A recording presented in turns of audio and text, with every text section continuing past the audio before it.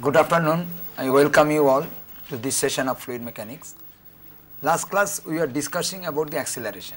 So we recall the discussion again and we continue here in this class that by acceleration in a field of fluid flow we mean the change of velocity per unit time or change of velocity, rate of change of velocity with time for a moving particle. A particle moves from one place to other place in a flowing field.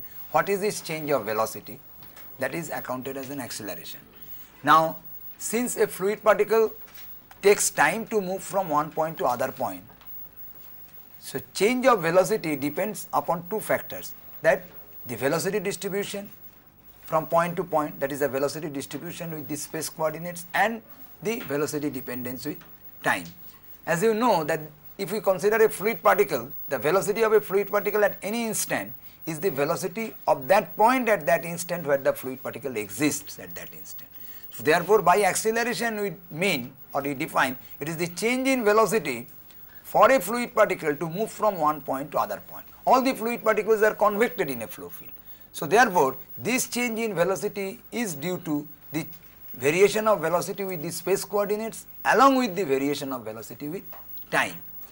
And if we represent the velocity vector as a function of space coordinates and time, then we can deduce, or we deduced in the last class, that acceleration is composed of several terms. So if you look back, we just derived this thing with respect to a Cartesian frame of reference. Let this is x, this is y, and this is z. If we define u, v, w, the velocity components in a flow field, u is parallel to x, u is parallel to x, v is parallel to y, and w is the parallel to z component velocity u, v, w. Then we started from this u as a function of x, y, z time. Similarly, v, this is by Eulerian approach, we can express the flow field. This is the definition of flow field. That means when the velocity in the fluid flow is expressed as, for example, the velocity vector as a function of space coordinate s and time. In scalar components with respect to a particular frame of reference, when the component velocities are expressed as a function of space coordinates and time, then the flow field is described. In general, the velocity components or the velocity vector are supposed to depend on space coordinate and time as the independent variables. From this we deduced, with the help of Taylor series expansions and neglecting the higher order term, the derivative of u with respect to t, that means the change of u with respect to t considering the convection, comes like this: del u del t, if you recall, plus u del u del x plus v del u del y plus w del u del z. Similarly, dv dt is equal to del v del t plus u del v del x plus v del v del y. This we deduced the last class, w del v del z. Similarly, dw dt, we can use either small or capital, it does not matter, usually we use del w del t. These are the partial derivatives, u del w del x plus v del w del y plus w del w del z. Now let us concentrate on one of these. What does it mean? This is the change of u with time, that is x component of velocity. It composed of del u del t. Mathematically, if we see, it is very simple that u is a function of x, y, z, t. So it is the partial differential of u with t, keeping x, y, z constant. This term is u into del u del x, that means the partial differential of u with x. So a mathematical function is given, we can evaluate this del u del x, del u del y, del u del z, u, v, w. So we can totally evaluate this term, which represents the acceleration in the x direction. Similarly, or x component of acceleration, y component of acceleration, and z component of acceleration. Now what does this physically mean? This is the rate of change of velocity at a particular point with time. That means this is the rate of change of velocity at a particular point with time. So if you multiply by delta t in both the sides, which was the earlier step in deducing this equation, that means del u del t into del t, that means this is the increment of u because of an increment of delta t, increment in time, because one particle flows from one point to other point, it has a displacement ds, that means this coordinate or displacement or the position vector changes by ds, that is by dx dy dz during a time dt. So that is the increment due to time delta t. Similarly, this is the increment due to its displacement delta x, this will be the increment for its displacement delta y. If you multiply with delta t, if you recall the earlier step, this will be the increment with respect to delta z, that means due to delta z. Sum of all this correspond to the total change in the u. So if you divided it by dt, in a limit dt tends to 0, this represents the rate of change of x component of velocity with time. This is the rate of change of u with time, this is a partial differential, physically it indicates it is the change of u component of velocity at a particular point with time, when the point is fixed, that means x, y, z is fixed. And these three component represents as a whole the change of rate of change of velocity due to the convection of the particle because of its positional change. So this term is known as temporal acceleration or local. Temporal or local, temporal or local acceleration. So this term del u del t, del v del t, these are the temporal or local acceleration, which physically means that change of velocity at a point with time. That means if a particle is not allowed to flow or move from one point to other point, then also because of this term, if there is a change of velocity with time at a particular point, it will suffer a change in velocity, and this will be the contribution for the acceleration. But if the particle is allowed to flow, which actually happens, any particle in a flow field is flowing, is convected with the flow. So these three terms together define the convective acceleration. Convective acceleration. That means this is the acceleration component due to convection in the flow field. That means if the velocities do not change with time, then if velocity changes with space coordinates, then this will be the contribution to the acceleration. So therefore we see the total acceleration, this is known as total or substantial. So total or substantial acceleration, which is basically the acceleration, total or substantial acceleration, is equal to temporal acceleration plus the convective terms, convective acceleration. This is same for the y component. So total or substantial y component acceleration is equal to the temporal acceleration, y component temporal acceleration plus convective acceleration. Similar is the case for z component. True. Now let us write in a general way for the sake of mathematics this. If I take u as the variables, then we can write in terms of the operator. This equation if you recall, so I can write in this form that operator wise that d dt is del del t plus u del del x plus v del del y plus w del del z. That means what I like to say that if we see this now, if you see this now, well, so you see that if it is operated with u, so you give this term, operated with v, it gives this term, operated with w, it gives this term. That means mathematically you can tell this is a total derivative, total or substantial derivative. This is known as total or substantial derivative, substantial derivative. So this is known as local derivative, local or temporal, temporal derivative, temporal derivative, and these three terms together is the convective derivative, convective. That means for any quantity whose change is due to the change with time and change with the space coordinates because of convection. So the total change in that quantity is equal to the local or temporal change, local or temporal derivative and convective derivative. When it is operated with a velocity v, u, v, w, any v general, then this becomes total or substantial acceleration, because derivative of velocity with respect to time is the acceleration. This becomes local or temporal acceleration, this becomes convective acceleration. So therefore we see that local, therefore again come back, total acceleration is equal to local acceleration or temporal acceleration plus convective acceleration. Now you tell me, when the flow is steady, which part is 0? Which part of the acceleration is 0 if a flow field is steady? Flow field is steady means this is not a function of t, then which part is 0? Temporal part. That means in a steady flow, the temporal acceleration is not there. That means there is no contribution of temporal acceleration. When the flow is uniform on the other hand, but not steady, that means velocity components cease to be functions of x, y, z, then the convective acceleration terms become 0. So only acceleration is contributed by the temporal term.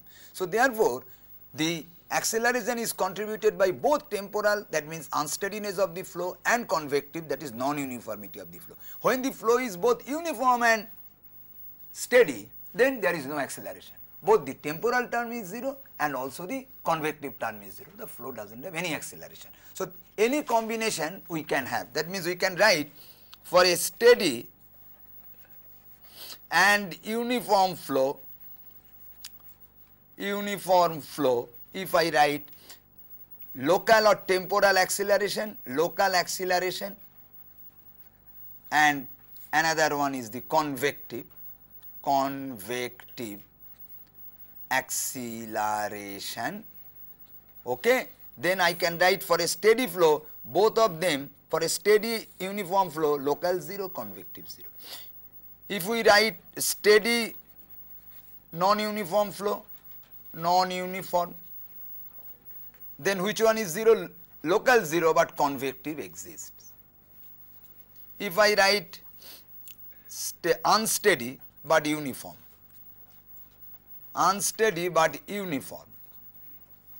then unsteady means this exists, and for uniform this is 0. And in most general case, when the flow is both unsteady and non-uniform, that means the velocity vector is a function of space coordinates and also the time, then both the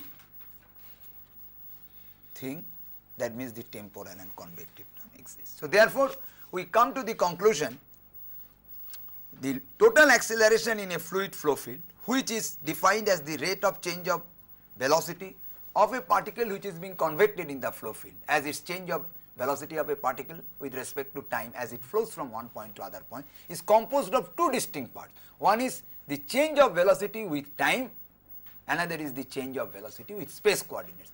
If velocity changes neither with time nor with space coordinates, so if a fluid particle moves from one point to other point, it will not suffer any velocity. But if the flow field is dependent on time but not on space, that is uniform unsteady flow, the fluid particle will suffer a change in velocity. This is because what? If it goes to other point, it will take some time to go. So the velocity is changing because of the time, which is again same in the entire flow field. If you think it, it will be very clear. In case of uniform steady flow field, so a particle will suffer a change in velocity, though the velocities are not changing with time, but velocity is changing from point to point. As it moves from one point to other point, it suffers a change in velocity. This is all the concept of total and substantial acceleration. Now different coordinate components, these things can be deduced. Just I give one example for a polar coordinate system, cylindrical polar coordinate system, a cylindrical polar coordinate system, cylindrical polar coordinate system, cylindrical polar coordinate system, cylindrical polar coordinate system. So here one thing is that if we just define a polar coordinate, cylindrical polar coordinate in, now if it is our original xyz coordinate, a cylindrical coordinate, z direction remains as it is. In xy plane we conceive the coordinate system as r radial direction and theta as the azimuthal direction, as you know it. Now acceleration similarly in the radial direction will be the substantial derivative, that is dv at dt, but along with that another component will come with eta square by r, as you know that this component. This is because what? the change in the tangential velocity gives rise to a change in the velocity in the radial component. This is because of the curvature of the coordinate axis, because here xy coordinate axis are such that they are mutually perpendicular. A displacement in x direction solely does not cause any displacement in y direction. This is because of that. Let us take this is the basic thing, that if this is the v theta, at this point if v theta changes to v theta plus delta v theta, it will be perpendicular to this radial direction. So radial directions are not parallel. So therefore, by the vector diagram, delta v theta will give a component in the art direction. This is the recapitulation of your basic thing at school level.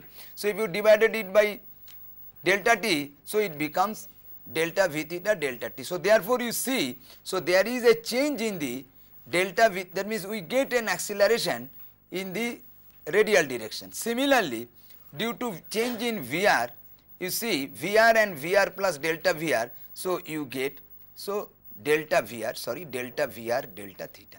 So this is delta v theta delta theta, I have forgotten to write, because for a change of delta theta, this is delta theta. So here also, here you see that if you divided it by delta t, so delta v theta into delta theta, so it will be giving v theta square by r. So similarly here also, this is the Vr, this is the Vr plus delta Vr. So this is the delta Vr, which is the change in the velocity for the radial direction. Due to that change in the radial velocity, there is a component in the tangential direction whose magnitude is Vr delta theta. In the limit of delta t tends to 0 and divided it by delta t, we get the acceleration, that is Vr v theta by r. So this component is added, and this component minus d v theta square by is added because of this coordinate space curvature of the coordinate or the peculiar typical coordinate system, as you know. So acceleration in the radial direction is dvr dt minus v theta. That means it is not solely due to the substantial derivative of radial velocity, because you know even there is a flow with only tangential velocity, it gives rise to a radial acceleration, which you know known as centripetal acceleration or a centrifugal acceleration. Similarly, for radial velocity and the tangential velocity combined gives a acceleration in the tangential direction along with the rate of change of tangential component of velocity with time. So these things probably you know, it is a little recapitulation from your earlier mechanics. Now dvr dt is similarly splitted as temporal term plus the convective term. So therefore you see in this case, this is a particularly a very unique thing. If you leave this alone, we can tell this part is the convective part and temporal part, and this part is the convective part. This is because we consider Vr as a function of r, theta, z and t. Similarly, considering V theta as a function of r, theta, z and t, the expansion of this in the earlier way, we will give del V theta del t, that is the temporal term plus the convective term, and this is a additional peculiar term or typical term because of this. And z direction, of course, it is as similar as the Cartesian coordinate system, because due to change in the tangential or radial component of velocity will not produce any acceleration in the z direction, because z direction is totally perpendicular to this r and theta direction. So therefore z direction acceleration is only the substantial derivative of z component of velocity with time, and this can be splitted as earlier the similar fashion in considering Vz as a function of r, theta, z and t, del Vz del t, Vr del Vz del r. This way we can do it. Okay. So in spherical polar coordinates also we can express the acceleration components in the respective directions by expanding the term that we can see from any book. Now this is all for our discussion on acceleration.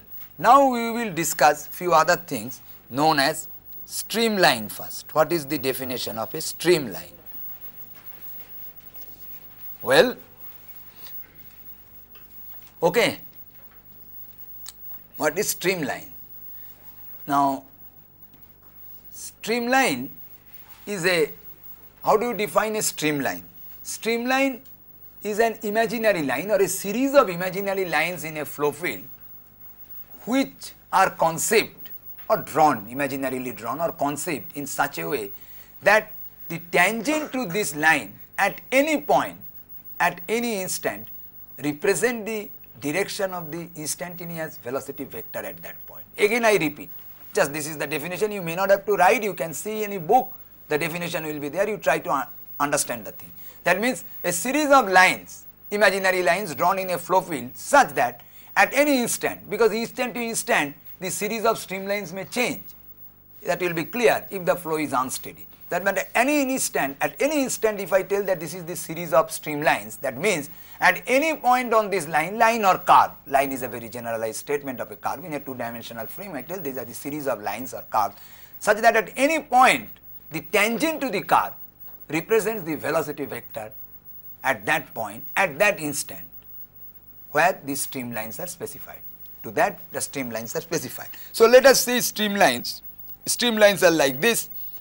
Let us have a streamlines like that, a series of lines. At any instant I tell t these are the streamlines, which means that at this point, if this be the tangent, this is the velocity vector. Let this point, at this point this is the velocity vector at the same instant. So at this point this is, at each point there will be a streamline, at each point there will be a streamline through that point. So tangent to this line or curve at that point represents the velocity vector at that point, at that instant. So therefore this is the streamline which defines the direction of the velocity vector at a particular instant in a flow field. These are the streamlines. Now streamlines as a very simple property you can well appreciate. Now from time to time how these lines may change, this is because the velocity vector at each and every point change from time to time. So for an unsteady flow this mapping of streamlines changes from instant to instant. Okay. Now one very important conclusion, that two streamlines can never cross each other. Two streamlines, I cannot show that this is the series of streamlines at a given instant, because this violates the basic definition. That means if it intersects at one point, that means at this point this is the tangent, and if this curve, if we follow for two curves, there will be two tangents in two directions. But this is physically impossible, because at a given instant and at a given point there will be only unique velocity vector. So there will be one velocity vector, that means the direction of the velocity has to be unique. It can not have two directions at a point at a given instant. So therefore streamlines at a given instant cannot intersect each other. Now how to find out the equation of a streamline? Equation of a streamline. Now it is very simple. With this definition we can find out the equation of a streamline. Now if we consider the velocity vector v over an infinite small elemental length ds, that means at a point, at any point the tangent is the direction of the velocity vector. And if we consider an infinite small elemental length ds of this line surrounding this point, then we can write v cross ds. ds is the vector elemental line, it has got a relation. What is this? This is equal to, because Vs is tangent to ds, that means Vs and ds are in the same direction. So cross product will be 0, which means that the magnitude of V into the magnitude of s, ds rather ds times the sin theta, if theta is the angle between these. That means if two vectors are in the same directions, their cross product is 0. So V cross ds is 0. So this vector equation, if we equate with a frame of reference x, y, z, so what we get, as you know, that if I define now V is equal to I u corresponding uv, sorry I am always doing a mistake, x, y like that with the sense of rotation, does not matter much, u, v and w are the x, y and z component of velocity, I u plus j v plus k w. If I represent this with I j k as the unit vectors in x, y and z direction, and similarly if I represent the ds vector, that elemental length along the streamline, similarly it has got x component in terms of dx, dy, dz. In a three-dimensional we can take component in x direction dx, in y direction dy and z direction dz. So then if we make the cross product of these two vectors, what we will get? We will get three scalar equations. One is that u dy, this is very simple to remember, v dx, you can make a determinant, I j k u v w dx dy dz is 0. As you know this simple mathematics, I j k u v w and dx dy dz is 0, which leads us u dy minus v dx 0. Rather I write here that leads us u dy minus v dx is 0. It is very simple, couple u v with cross coordinate. Then u w, what is that u w? U dz minus w dx is 0. This comes from here. And then v w, that means v dz minus w dy is 0. And it can be written in a more convenient form as dx by u is dy by v is equal to dz by. This defines a plane, that is the stream surface in 3-dimensional plane. In a simple case of 2-dimensional flow, this is the equation of streamline. That means either u dy minus v dx is 0 or dx by u is dy by v. In a more simple form, school level form, dy by dx is v by u. And it is very simple because v is the y coordinate, u is the x coordinate component, so their ratio is the dy dx.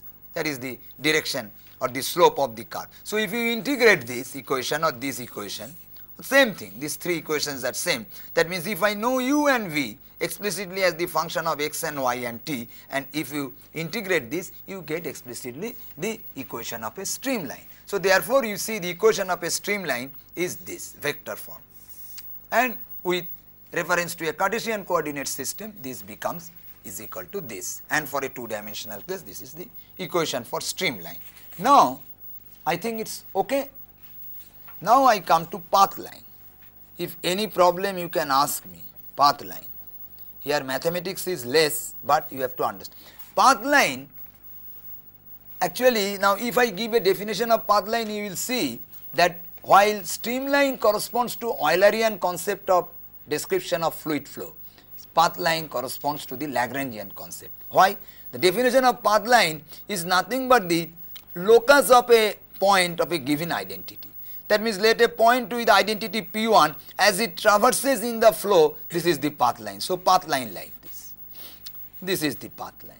Path line may intersect, I will tell you. So this is the path line for that means path lines are nothing but the locus of particles with identity. Particle identity is fixed by some position at some reference time. So path lines or path lines are the lines or the curves of different particles as it traces in the fluid flow. So therefore you see one difference is that while streamlines were the lines, series of lines at a particular instant which connects the direction of the velocity vector at each point in a way that it is along the tangent to that point on the streamline. Here the time is inherent, that means if you trace a particular path line which is the locus of P1, that means this point and this point varies with time. That means it is drawn so that there is no question about an instant, because the path line is the locus of the particle of given identity. That means the time is inherent in drawing the path line. For these reasons, what happened? 2 path lines may intersect. Why? This is because this particle P3, it reaches a point here where the particle P4 will reach this point at a different time, and a particular point the fluid may attain different velocity and usually at different times. That means you can tell that these 2 intersect, that means when P3 comes here, this is the direction of the velocity, because locus of the point P3 means tangent to this is the direction of the velocity vector. But when P4 comes here, the particle P4 comes here, this will come at a different instant. So the velocity vector may be different. So the 2 lines may intersect. For example, a path line itself can intersect, can make a closed loop. That means this is the P1. How does it mean? That a particle comes here and crosses this point at some time T1. Then it goes and flow field is such, there may be a recirculatory flow, that particle may again come back to that point after some time T2. So there is no hard and fast rule, a particle may come back again to another same point through which it passed earlier. That means it can form a closed loop, as you know from your common knowledge that a locus of a convected particle can form a closed loop, so that this can cut itself. So the path line can cut itself, or one path line may intersect the other. So the description of path line is just the Lagrangian description. That means the equation of path line is just the Lagrangian equation. That means if I know the velocity vector as a function of space coordinate and time, and if I write this ds dt as the function of s and t, then the integration of this function will give s bar as a function of some initial condition and time. So, an initial condition will be required to find out the constant of integration, which will be given implicitly by this expression. That means, this is precisely the description of Lagrangian version, and this is the path line of S0 particle, which I am calling P1, P2, P3, P4. This is the concept of path line. Clear? Path line. Now, you see from these two definitions of streamlines and path lines, that path lines refer to Lagrangian concept, whereas streamlines refer to Eulerian concept. But one very interesting thing, when the flow is steady, path line and streamline become same. For example, in the flow is steady, the locus of P1 represents what? This is the direction of velocity vector, this is the direction of velocity vector. That means, when the P particle traces different points, it only shows the velocity vector existing at that point, which does not change with time. So, therefore, it is coinciding with the streamline. And with that concept, in a steady flow, it cannot come back to the same point at the same point like this, it cannot cut after some time. Why? This is because if the flow field is steady, so when it comes here from this loop, this is the velocity vector. Earlier time t1, this is the velocity vector, but velocity vector cannot change with time in a steady flow field. It has got only one unique velocity vector. Similarly, the two path line cannot cut. If you argue that at one time T1 P3 crosses this point and another time T2 P4 crosses this point, it cannot happen. If these two line cuts like that, so then according to that, at T1 the velocity vector has got some direction, at T2 velocity vector at another direction, which is in violation to the steady flow. So, for a steady flow, the Lagrangian version and Eulerian version becomes equal, as I told you earlier. So, path lines and streamlines become identical, because when we trace the path line of a particular fluid element, that means, if we trace the locus of a fluid element, the tangent to this path line represents the direction of the velocity vector as the fluid element passes through that point. And if the flow is steady, it will simply show the velocity vector of that point, which is invariant with time. That means, in other words, this fluid particle traces the velocity vectors at different points, which becomes similar to the streamline. So, streamlines and path lines are identical under steady flow condition. This should be understood very clearly. Now, I will tell you the concept of another line, that is known as straight line. Straight line. Straight line concept is like this.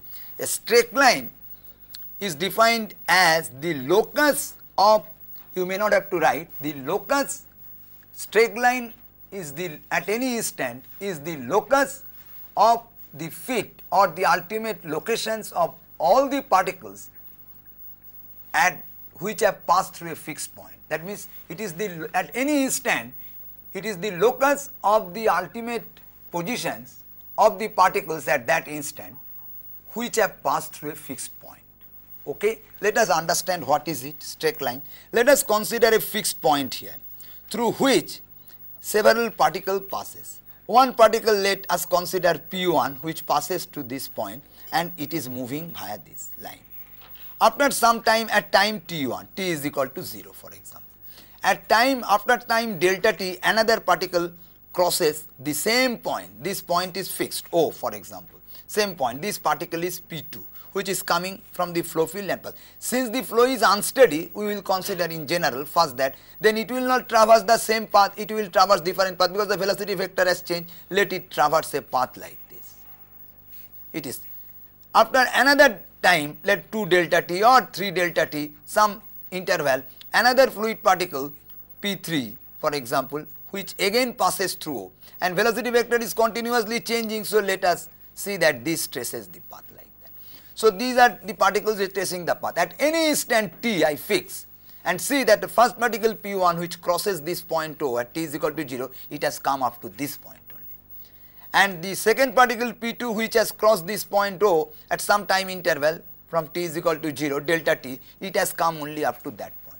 If I take a shot like that, then at that time T, the particle P3 which has crossed this point O has come this point. So, if you join the fit of this point, the ultimate position, we will get the straight lines, and these straight lines will also, sorry my diagram, cross through this fixed point also, because one particle at any time t, at time t some particle will be there at this point and that will be its ultimate location which is passing through this point. So, therefore, this point will be also joined. So, this line is the straight line, that means which gives the locus of the ultimate position of the points at that instant which have passed through this fixed point. So, including the fixed point itself we draw the curve, this is the straight line. Now, if the flow is steady, you see all particles which pass through O will trace the same line, because the velocity vector at O will be invariant with time. Similarly, at all points velocity vector will be invariant with time. The fluid particles will be pushed in the similar direction as it did for the earlier particles. When it comes here, it will be pushed in the similar direction as it was experienced by the earlier particle. That means all the particles P1, P2, P3, they will lie in the same line which has been traced by their forefather. So, therefore, the straight line, streamline and path line become identical. So, therefore, for a steady flow, so with this concept we can write, for a steady flow, streamline, path lines and straight lines are identical. So, all difficulties are there and discriminations are there for unsteady flow. Now, we come to another aspect of fluid flow which is very, very important, that is translation,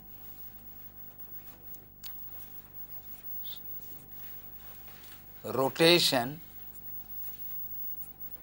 and deformation.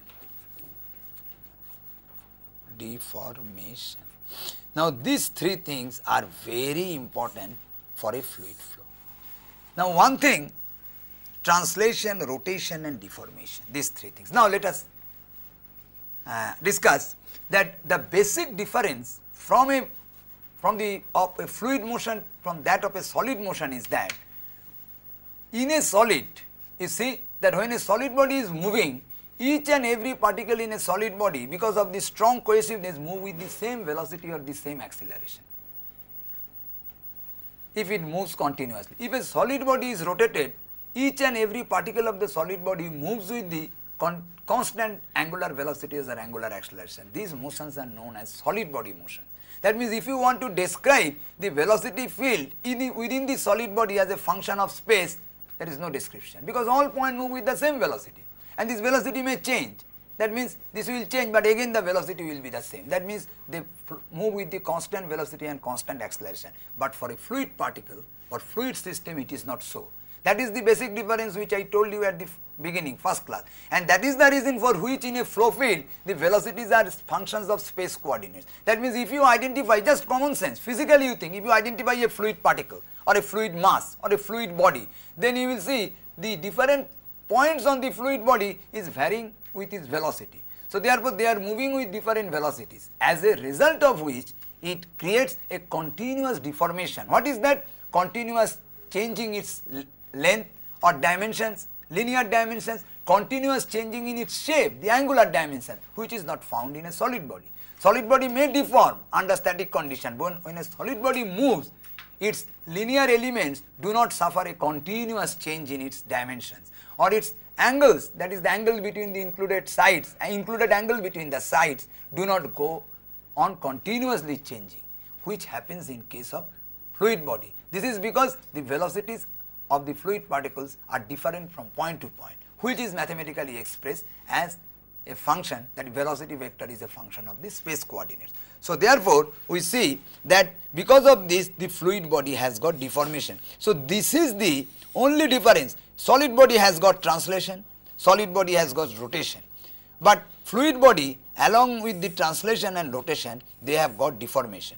But rotation of a fluid body differs from that of a solid body. In a solid body rotation, the angular velocities are same at all points, but fluid bodies, it may not have that feature in general.